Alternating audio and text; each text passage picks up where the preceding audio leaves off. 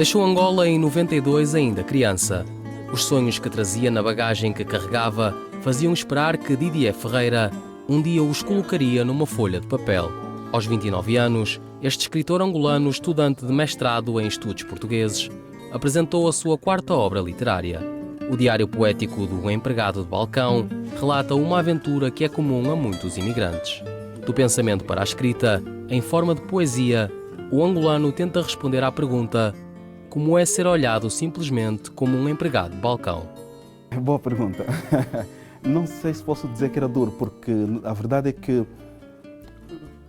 eu, enquanto trabalhei como empregado de balcão cá em Lisboa, por exemplo, talvez fosse, porque sentia uma certa discriminação, ou pelo menos um juízo a priori, não é?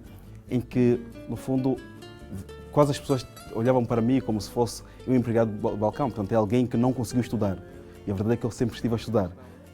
E isso gerava um certo desconforto, é verdade. Quando depois eu estou no Algarve, eu penso que a grande vantagem do Algarve é essa. Nós trabalhávamos com um cliente vindo de fora, holandeses, alemães, ingleses, angolanos, havia muitos angolanos, portugueses em Angola, por exemplo. E nesse contexto foi bastante diferente, porque eu tive, inclusive, portanto, alguém que está a coordenar uma equipa, como responsável do bar que eu tinha, aí eu tinha muito mais tempo para conversar com as pessoas. E era neste contacto que as pessoas podiam ver, enfim, que o empregado de balcão não tem que ser só um empregado de balcão, ou seja, não tem que ser alguém propriamente ignorante. E assim como eu percebia que o estrangeiro também pode dar-nos muito, e o contacto com as pessoas é algo bastante positivo, principalmente para o escritor. 4 anos foi o tempo que levou a escrever este livro. Enquanto isso, via a vida negar-lhe uma ideia pré-concebida sobre o direito, área que começou por estudar. Entrou no jornalismo e ali encontrou uma verdadeira oportunidade de defender quem mais precisa. A escrita era uma paixão que residia no subconsciente e que mais tarde fora despertada. Agora, quando eu fazia este tipo de trabalho diretamente para as pessoas, sentia muito mais útil, porque sentia que as pessoas colocavam denúncias, não tinham respostas, e quando era um jornalista a ligar e a dizer, bem, enfim, tenho aqui um caso em mãos do fulano tal, por que é que isto não está a ser resolvido? De repente, assim, no ápice, as coisas eram resolvidas. Ermelinda Toscano é uma das pessoas que acompanhou de perto o desenvolvimento de um miúdo recôndito que, tal como num sistema entrópico, vivia fechado na iminência de ver explodir todo o seu talento.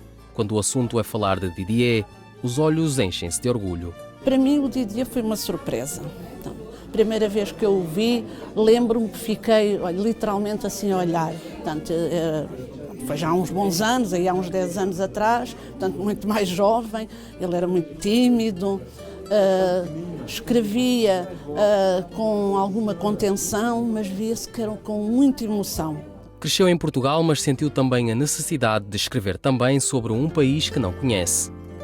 A obra onde fala sobre Angola chama-se Fim, mas não foi seguramente a última a ter sido escrita.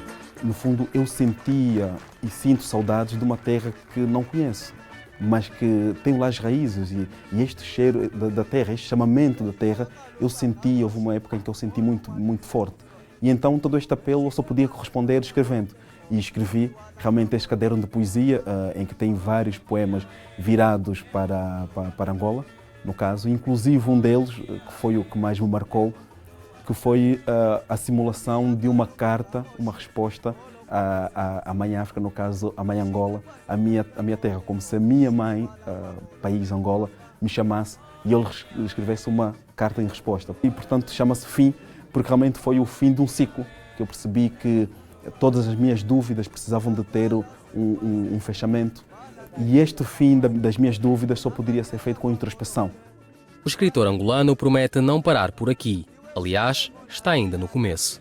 Didier prepara a tese de mestrado e recorre à literatura de diversos países. Portugal é um deles, mas Didier não descura a literatura angolana.